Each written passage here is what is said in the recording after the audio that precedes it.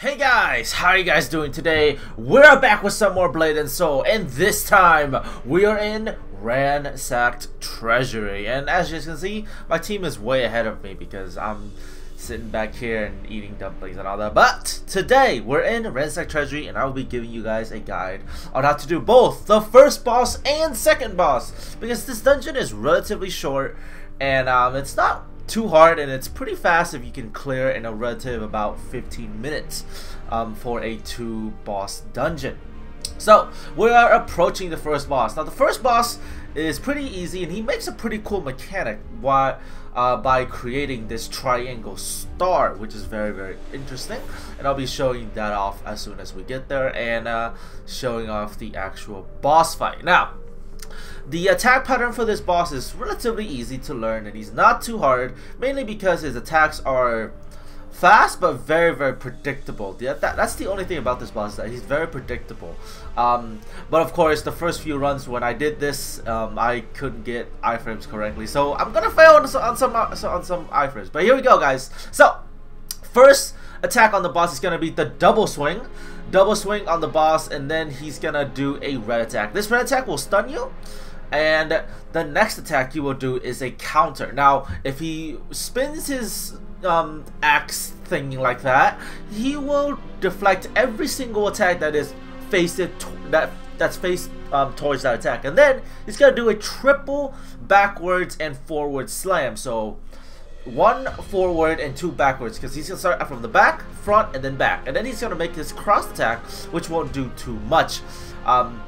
But besides all that, he doesn't do too many stuff, and then his patterns just repeats itself. So there was the 2 swings, and there was the red attack, and then here comes the reflect. Now we're in mech phase now, so he doesn't do the reflect.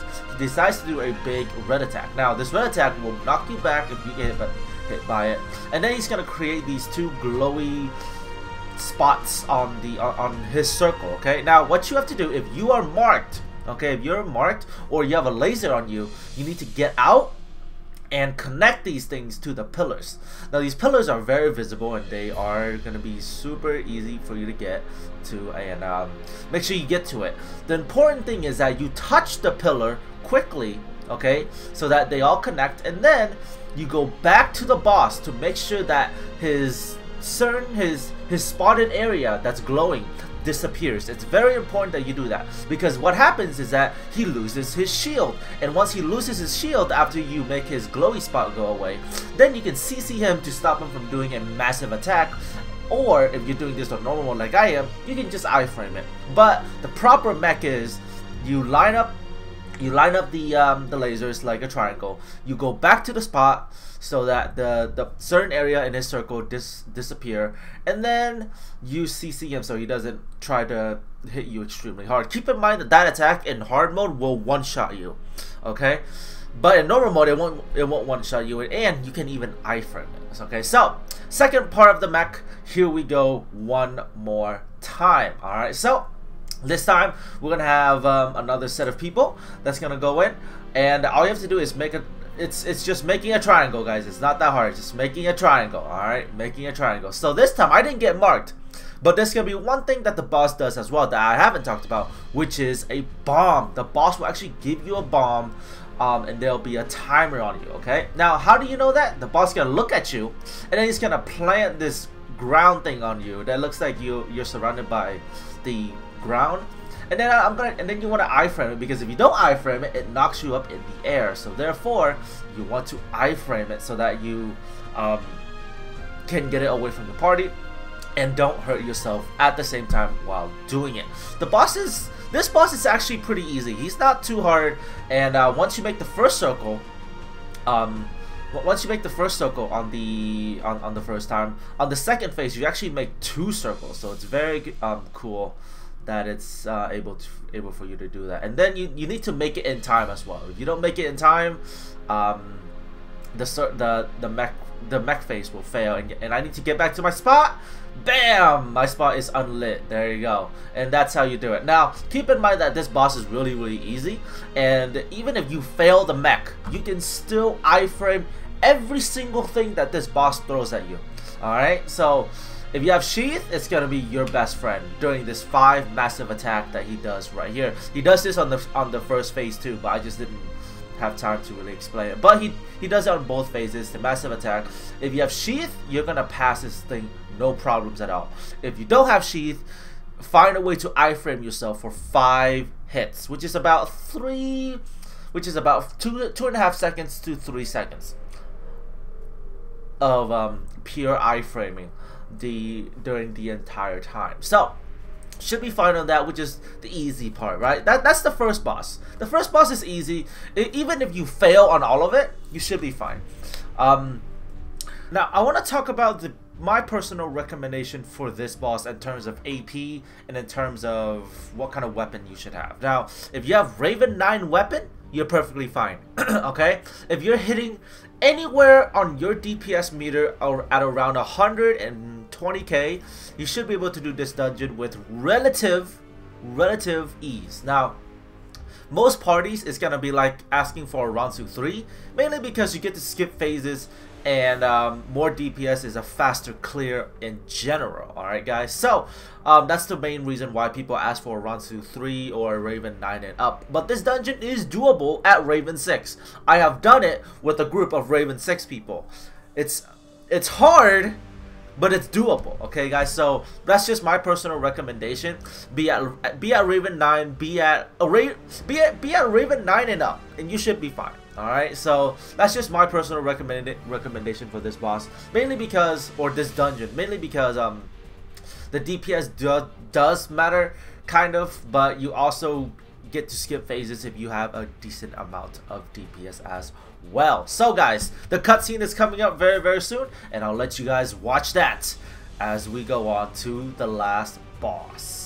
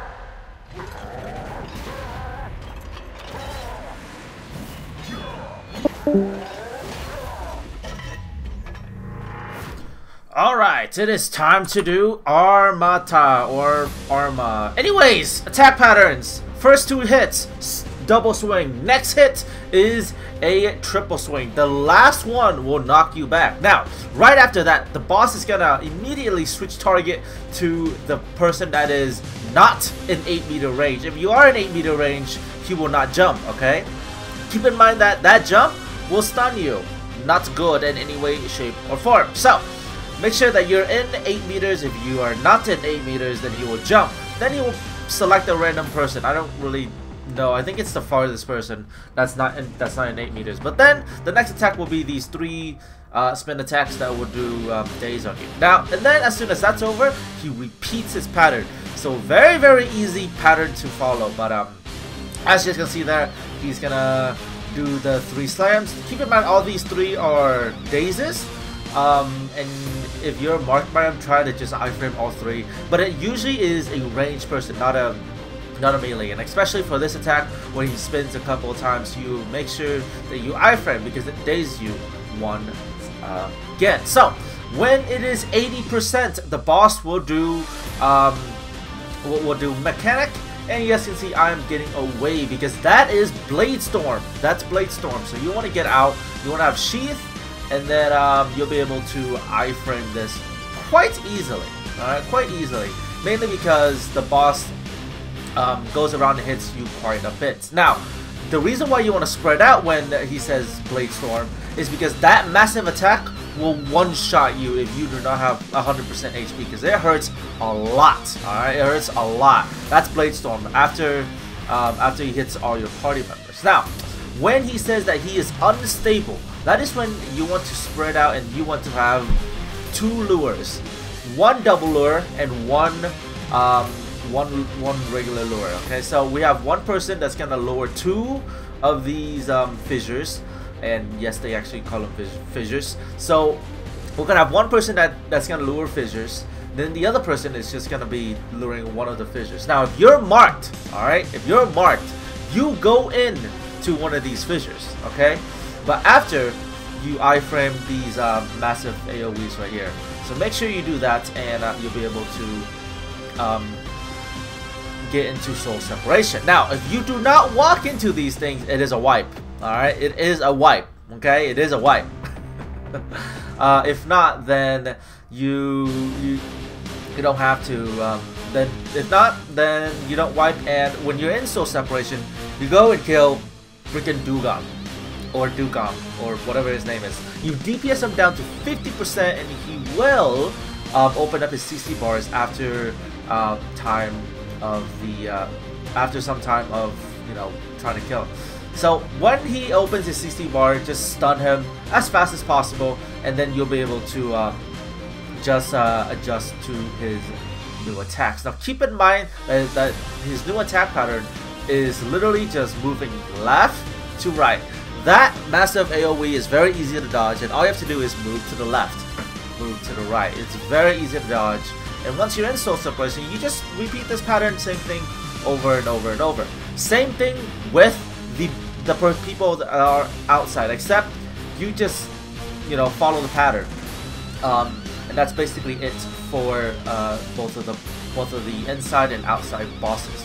At 40%, you're gonna have to do a little conduction, but we're not there yet. All right, so after that phase, the boss, the big boss over there, he's gonna pull everybody out of soul separation, and you have successfully completed the first phase. Congratulations! Yeah, first phase of main boss is finished, which is relatively easy and not too hard. Now, at 40%, he's gonna do the second phase, which you have to do conduction, but I will explain that once we're there. But as soon as you complete that phase, you will be able to DPS him once again, and he will do almost the exact same rotation as well. This time, we DPS him fast enough to where he doesn't do Blade Storm. He now goes into unstable right away, and now he's gonna do his massive jumps. And I was lure, and I was supposed to do lure, but I couldn't do it because I'm, you know, dumb and stuff, right? So he's gonna do the waves, and make sure you guys get out. Also, make sure you, well, you don't really have to iframe that, but you can if you want to. All right. Now the reason why I'm gonna show you guys soul separation is because in soul separation you can see everybody, unlike in outside where you can't see everybody. But the square that the boss is on right now, there's gonna be a line straight to the other square, and that's where you want to have your party line up. You want to have your party fully lined up and to do the conduction. It doesn't matter where you stand though, but it is 5 meters from each other. Okay, 5 meters from each other, and you guys will 100% clear this, no problems at all. So once you're in soul separation again, DPS the boss down to 50%, and you can stop if you want to. You don't really have to stop, to be honest. Let's be real here. You don't really have to stop, but same mechanic is this time, since I have threat. The boss, it's based on threat, on whoever is doing the lure for those massive attacks. There it is. Those massive attacks. That's what I meant. That's what I meant. So it's the person who has threat. Okay, it's the person who has threat, and I almost took a hit there. Bam. See, it's super duper easy. It's the same thing for the outside boss. Literally same thing. Make sure you don't get hit by that, because if you get hit by one of those attacks, it hurts quite a bit. It does about 70% of your health. It's quite alarming. Or I think I think it's 80. So as you can see here, we are all lining up. The big boss is gonna give us a conduction, and there we go. That's how you do it. That's it. That's it. So once Dok-gom is down, you just make the boss pull you over there, and then you just final phase DPS them down. Last phase is extremely easy DPS, and you should be able to get your rewards there. So how about I simplify, okay, I super simplify the mechanics, okay, at 80%. Spread out. Do not let the fissures touch, because if the fissures touch each other, or the the big yellow circles, they will explode and it's a wipe. If people do not go into the fissure, it is also a wipe. If people do not CC Dok-gom, it is also a wipe. So make sure that you don't mess up on those particular phases as well. And also, don't be more than 8 meters, because if he jumps around too much, it could be just annoying for the entire party. And just stay close, even if you're ranged class, and get marked in, and he'll just do the 3 red attacks on you. It does not hurt. Those 3 red attacks, I can eat them. Like you as a character should be able to eat all 3 of the attacks, and super duper easy. Once you're in soul separation, DPS Dok-gom down to 55%, CC him so your party doesn't wipe, and then repeat at 40%. Once 40% is over, okay, once 40% is over, you're gonna do conduction. Just make a line, guys, okay, just make a line, and it'll be super easy. Alright, so that'll be it for Armada, or whatever his name is. When this first came out, it was pretty difficult to do, but once I got used to it, and once I got more stuff to it, more used to it, it's not that hard. And hopefully you guys learned how to do Ransacked Treasury. It's pretty simple dungeon. 15 gold, delicious. Okay, 15 delicious gold. So with that being said, guys, thank you guys for watching, and I'll see you guys next time on Blade and Soul. See you guys then.